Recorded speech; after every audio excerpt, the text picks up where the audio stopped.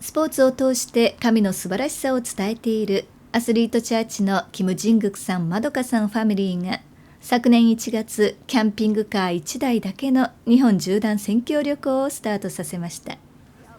およそ1年経ち、地元神奈川県に一時滞在していたお二人に旅の様子をお聞きしました。信仰による決断といえど、家がない暮らしとはどういうものなのでしょうか。ハウスレスって大変だなって思いました。なんかイエス様の心が少し分かったっていうか、人の子は枕するところもないんですっていうところ、なんか戻る場所がないっていうのがよくわかります。住所のない生活って考えられません。ではまどかさんの困難は。意外と自分がなんていうんですかね、ぶっ飛んでるっていうことにこの1年気づかされて、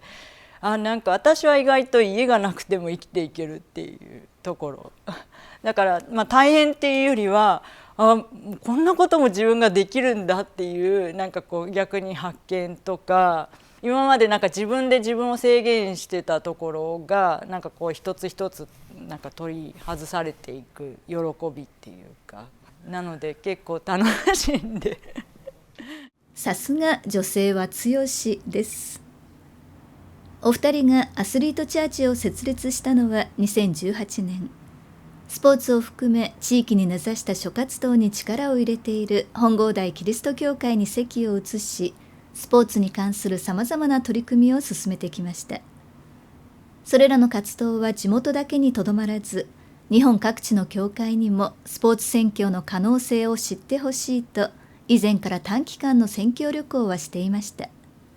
それは国の統計で日本のスポーツ人口がおよそ8000万人もいると知ったからです。私たちが気づかされたのは、日本にはよく8000の教会があると聞かれていて、この8000の教会が8000万人のために、救いのためにお祈りし始めて、また何かと主の手と足となって使えることができたら、大きな今までになかったことが起こるのではないかなと、そういうふうに思わされて。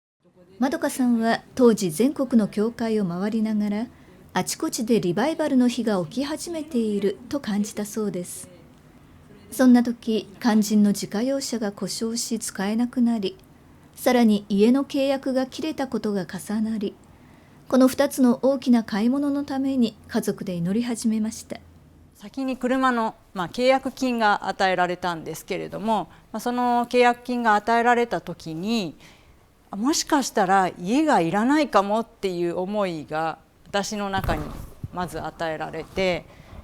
その車に乗って人たちのように日本全国を回ることがこのリバイバルのために今私たちにできることではないかなっていう思いで、みんなで家族で一度祈って、決断しました。こうして昨年1月5日、本郷台キリスト教会から日本縦断宣教の旅へ送り出されました。以来、北海道から沖縄まで日本全国津々浦々の多くの人々、教会との出会いを積み重ねてきました。そのルートは知り合いの教会を順序よく効率的に回っているのではありません。祈って導かれるままにだそうです。導かれるままにとにかく出発すると、その現場に行ったら必ず神様はそこで出会うべき人をやっぱ送ってくださって、宿泊する滞在する場所も与えてくださっているっていうのをこの1年体験しました。すごく忙しい時はすごくたくさん回るんですけれども、とどまれって言われる時もあって、自分たちは行きたいけれども1ヶ月同じ場所にとどまっていたこともあって、神様の本当に声に従っていくっていうことを本当に体験しているっていう感じです。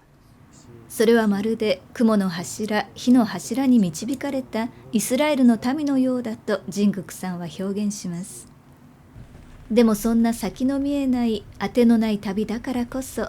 行く先々で神の恵みを大いに見るのです。ある教会でまどかさんが証しし終わると、一人の小さな子が小銭を握って献金ですとくれたこと。4年前に祈っていた若いクリスチャンのスポーツ選手が移籍した地方で精力的に伝道活動をしていたことなど、数えきれない恵みの数々は神に導かれなければ知り得なかった主の栄光です。神様の働きをより具体的に見せていただくことができるんですね。日本の教会、どれだけ小さくても本当にそこでずっと咲き続けるというか、また腰を下ろし続けるというか、そういう神様の家族に出会えて、またその中でお父さん自慢をお互いにし合うということがすごく恵みと祝福の時でもあります。日本の教会、回らせていただきながら、本当に日本に希望があるっていうことをやっぱり体験できる、そしてそこで神様がされる御業を共にやっぱり体験できるっていうのはすごく大きな恵みなのと、神の家族がやっぱり広がっているのをすごく皆さんと一緒に体験できるのが一番嬉しいですね。一方、アンテオケ教会のように2人を送り出した本郷台キリスト教会にとっても恵みは大きいと言います。送り出す側にはたくさんの恵みと祝福があるなと感じています。一つは、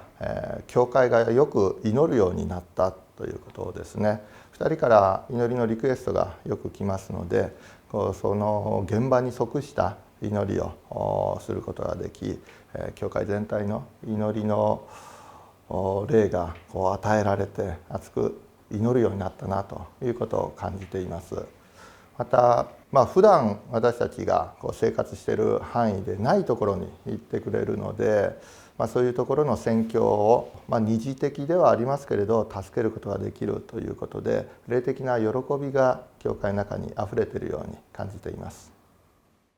自分たちの家はなくても、今全国にたくさんの主にある家族が待つホームができました。2人のビジョンは、この全国の家族たちがワンチームとなり、スポーツを通じたネットワークを作り上げることです。そして私たちも自分の体を神様が喜ばれるように用いるなら、それは立派な礼拝となります。そろそろ気持ちのいい季節、スポーツしてみませんか？